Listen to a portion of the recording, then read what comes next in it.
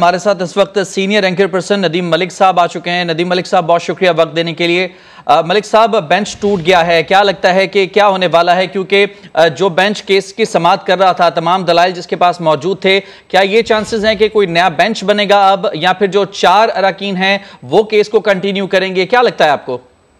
कि मैं तो जो पिछले 2 रोज की डेवलपमेंट है उसके बाद मैं तो पब्लिकली कह रहा हूँ कि ये जो कुछ पाकिस्तान में अब हो गया, जो कुछ सुप्रीम कोर्ट के जजेस ने खुद चीफ जस्टिस के कंडक्ट के ऊपर बेंच की तश्कील के हवाले से भी और सुओ मोटो इख्तियारात के हवाले से भी जो सवालात उठा दिए, उसके बाद मेरा नहीं ख्याल था कि ये कुछ टूटे बगैर मामला आगे बढ़ेगा। कुछ चीजें टूटेंगी, ये तरीकाकार टूटेगा, बेंच टूटेगा या फुल कोर्ट की तरफ जाएंगे।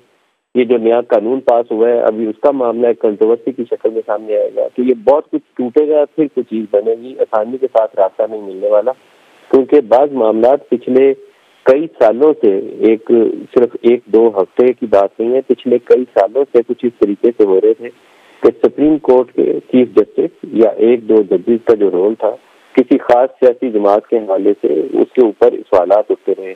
इफ्तिखार चौधरी साहब ने पाकिस्तान पीपल्स पार्टी के साथ जो कुछ किया नून लीग के दौरे हुकूमत में, उससे पीपल्स पार्टी की कमर टूट गई। साकिर निसार साहब ने जो कुछ PMLN के साथ किया, PMLN की उससे कमर टूटी और पाकिस्तान तहरीक-ए-इंसाफ उसकी बेनिफिशियरी थी। अभी मौजूदा सुप्रीम कोर्ट के अंदर जो 2-3 जज हैं, उनके ऊपर मरियम नवाज जलसों के अंदर खड़े होकर उनका नाम लेके उनके ऊपर इतराजात उठा रही है, और इतराजात भी जो मुजाहिर अली अकबर नकी साहब के हवाले से हैं वो बड़े शदीद नोयत से हैं। काजी फाइज ईसा साहब ने बेंच के अंदर बैठ के जजेस के जो तरीकाकार है बेंच की तश्कील का, उसके ऊपर सवाल उठा दिए।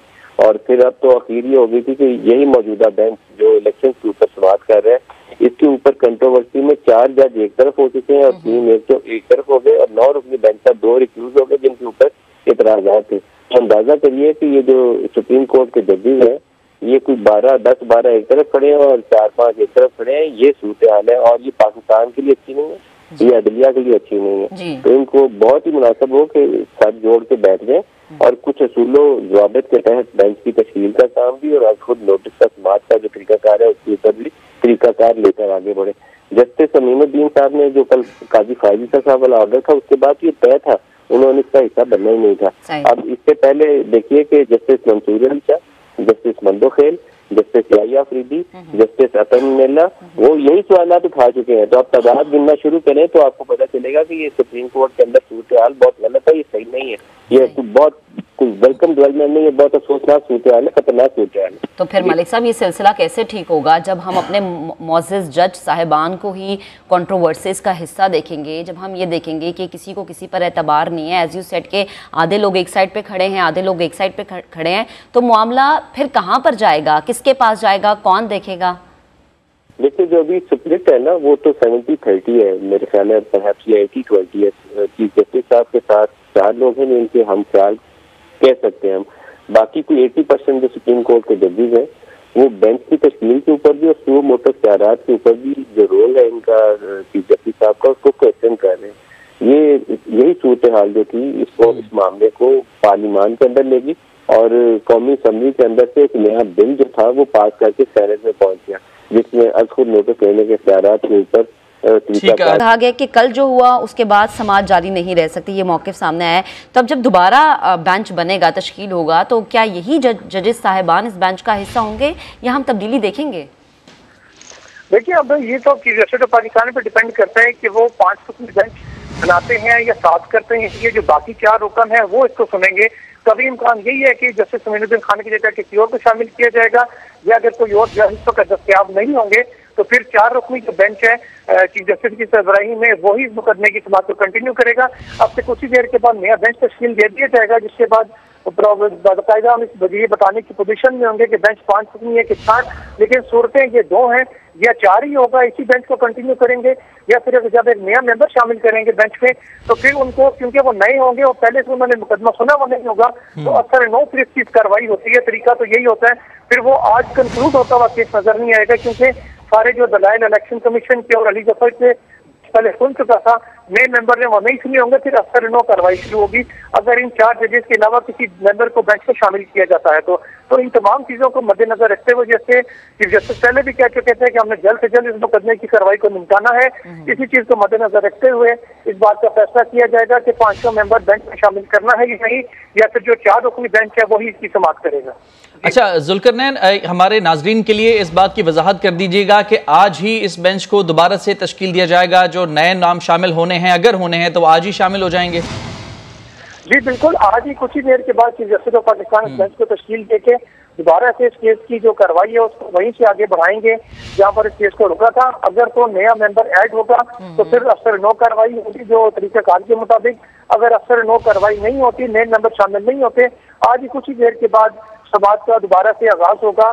जो बेंच है वो अगर 4 रुकनी रहता है तो वो कुछ ही देर के बाद दोबारा से कार्रवाई का आगाज भी कर देगा। ठीक है। अच्छा जुल्करनैन, हमारे नाज़रीन के आसानी के लिए जरा इस समात का पस मंजर डिस्क्राइब कीजिएगा, बिकॉज ये इलेक्शन के हवाले से था। पंजाब केपी के 2 बहुत अहम सूबे हैं और बहुत मरकज़े निगाह बने हुए थे इलेक्शन के हवाले से। डिले आ रहा था, कुछ पार्टीज जो है इस पर हमें राजी नजर आ रही थी, कुछ का मौक़िफ़ था कि इलेक्शन जल्दी हो जाने चाहिए।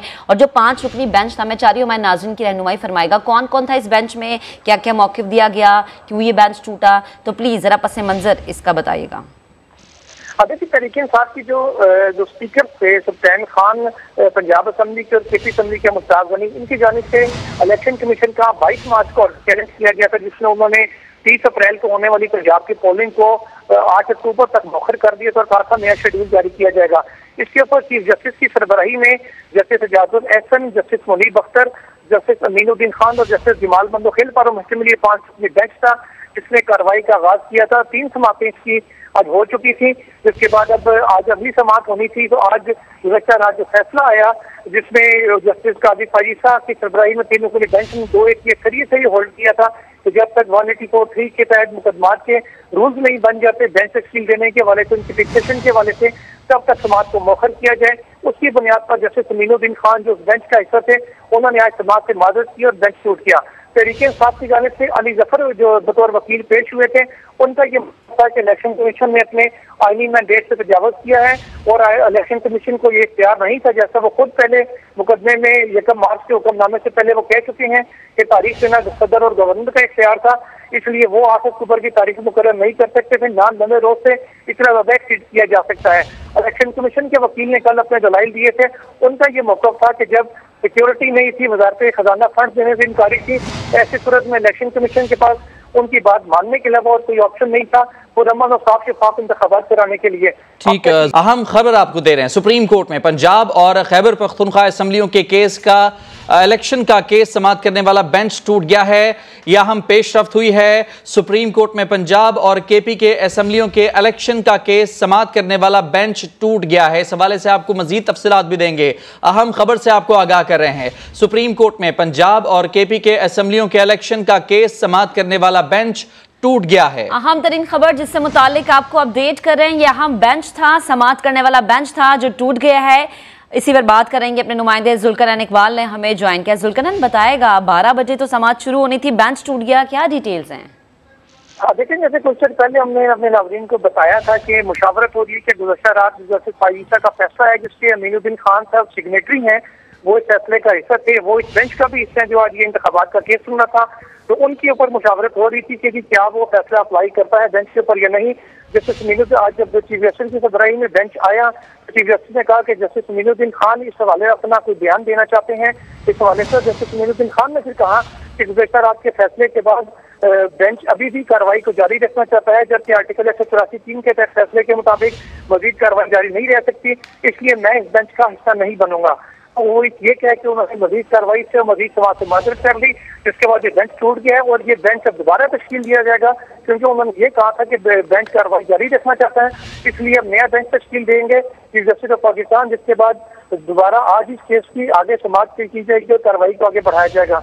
तो ये अहम डेवलपमेंट सामने आई है इस केस में कि बेंच के जो अहम रुकन थे जस्टिस अमीनुद्दीन खान, उनकी जानिब से माजरत कर ली गई। इस मौके उनका ये कहना है कि गुज़श्ता रात जो 184(3) के मुकदमात का समाज रोकने का फैसला आया था, क्योंकि वो फैसला देने वाले बेंच का हिस्सा थे, उन्होंने दस्तखत किए हैं उस फैसले के ऊपर, अथॉरिटी फैसले का वो हिस्सा है, इसलिए वो इस केस को अब मजीद समाप्त नहीं कर सकते और उन्होंने माजरत कर ली है।